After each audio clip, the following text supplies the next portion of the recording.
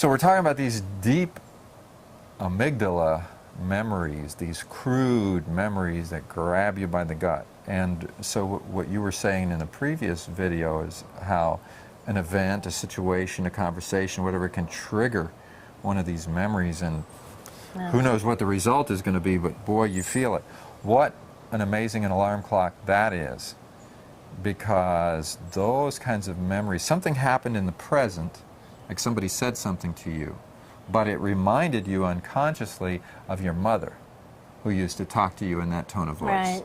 And then when you're reminded, what does that mean? Well, there's a synapse in your brain that causes one part of your brain to go and access a memory over here. And the memory comes in at your gut level, and it floods you with a kind of awful emotion you felt when your mother used to do that to you.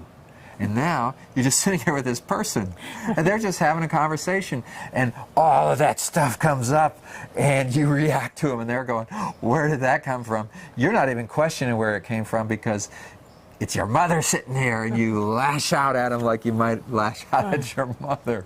And where does this stuff come from in us? Well, it's you can't even reason it out at that moment, because you're caught up in something.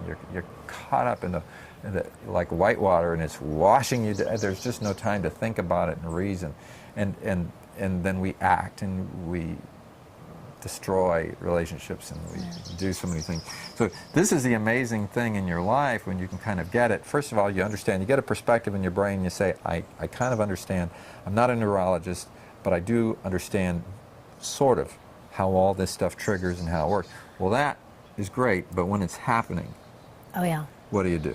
Right. You just can't think logically at that point. Well, you can't. And you know, when in a relationship, every now and then something will come up that is pretty big and pretty important, and there's conflict. And I think one way about it, he thinks another way about it, and there can be conflict. And then there's times when things happen very suddenly that are, you know, that are like you were talking about losing a valuable item the other day, and how we both like, oh my gosh, we left that on the airplane. Oh my gosh, how could we have been so stupid? Why didn't you look for it? Well, why didn't you look for it? Yeah, right. We can blame each other and say, here we are. Yeah. We're having such a hard time with our finances right now. There's $350 Kindle, and you just left it there because you didn't look. And I said, well, you should have. Why didn't you remind me? You were sitting there. All of a sudden, you were sitting longer than I was sitting. So, whatever. Well, you're the one that stuck it down in there.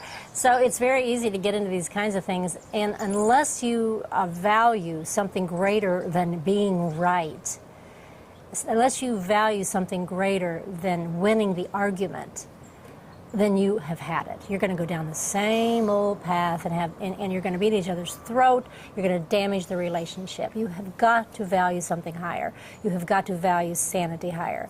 You've got to value consciousness higher. You have to value being aware higher. And when you value that, if you're in a relationship where you both are looking at these possibilities, there will be some consciousness brought to it. It may be a very tiny light will stream in, and eventually, if you stay with it, it'll get brighter and brighter. And you realize you value being sane much more than following the same old pathway to insanity. And when you think about it, it's like a couple of squabbling children pointing fingers at one another. It really is that. And so it's silly. It's just silly. On some level, we have the ability to rise above that. We have the potential as human beings to rise above being petty. We really, really do. We don't touch it very often because pettiness seems to be more natural to us from conditioning from childhood. Who knows wherever it came from, but we have a tendency to be petty. We have a tendency to blame, point fingers. We have a tendency to not to take any of the heat. It's all your fault. We have a tendency to want to be right. We have all these tendencies. But we do have the potential to go higher than that. We have the potential to be conscious beings. And we're all getting that these days. We have that potential. And we have to want it badly enough to make a change. So in a relationship, when something breaks out and there's a problem, there's conflict, you bring that into the arena somehow. You bring that value into the arena somehow, and you stop, and you go, what am I doing here? I'm losing it, for what? For this item that we lost, because you know what? What's more important, our relationship or that silly item? do we want to create a wound in our relationship over a product? You know, I mean, it's painful, true, but our relationship's much more important than that. So there has to be some real stepping back from this blaming thing and saying, I value you, I value our relationship, I value the affection that I feel for you and what we're building together as a couple, more than I do an item that we lost. It's not always easy, though. Well, the kinds of things that awareness can allow you to see that you wouldn't see without it is how, for instance, okay, so I did a dumb thing. I left the Kindle on the airplane. I was irresponsible because, I mean, I took it out of my briefcase, I stuck it in the seat back pocket, I didn't retrieve it from the seat back pocket, and I walked away and didn't even think about it for 2 more days. I mean, talk about it irresponsible. Okay, so all right, there it is.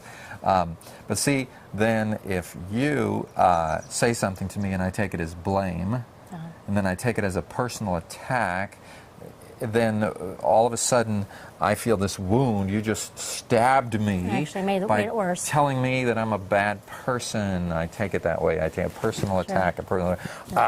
My dad used to tell me that I was bad. My dad, you know, and all of a sudden you're here and you're my dad and you're blaming me for something. And I don't see any of that. I just feel it. My amygdala's charging back up and it's coming back at you full force and doing a counterattack and telling you, well, I was standing up getting the briefcase out of the overhead. You were still sitting there. You had more time than I did to look and check in the seat back. Well, why didn't you do that?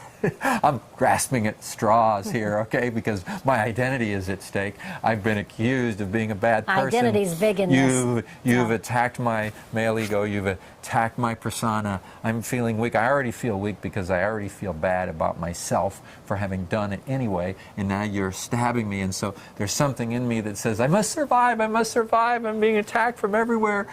Counterattack, bring the forces toward it. So I'm grasping a really weak argument, you know, me telling her that she was there longer, whatever, you know, but that doesn't matter, okay, because in a state like this, you know, I'll grab sticks, I'll grab whatever, I'll counterattack with whatever I have. Where's the awareness? Where is the awareness? To be able to see where these things are coming. It's like slow-mo, you know, let's slow the camera down.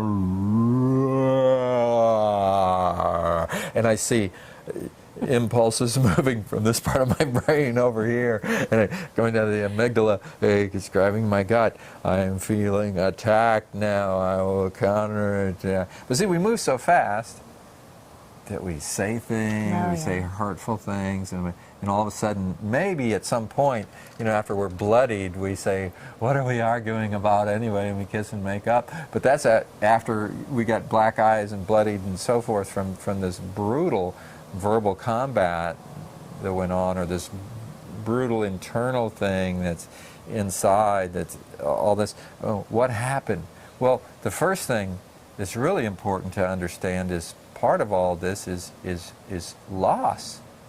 Whenever there's loss of anything, whether it's a Kindle or you find that you've only got 1 year to live or whatever, it is a piece of me that's gone because I want my life, I want to survive, I want to thrive, I want to get better, I want to have all the things that I want to achieve my purpose, I want, and in the process of wanting, it's just like the dog wants to pee on everything, you know, walks around peeing on this and peeing on this because that's ownership. Right. You know, this in some way that's mine because I peed on that, and that's mine because I peed on that, and that's what we do is we just peeing on everything in life, and I'm peeing on you, and I'm peeing on the walls, and it's like me. I want to get bigger. I want more. I want to feel like more. And then as soon as loss starts to happen, something's being taken away from me.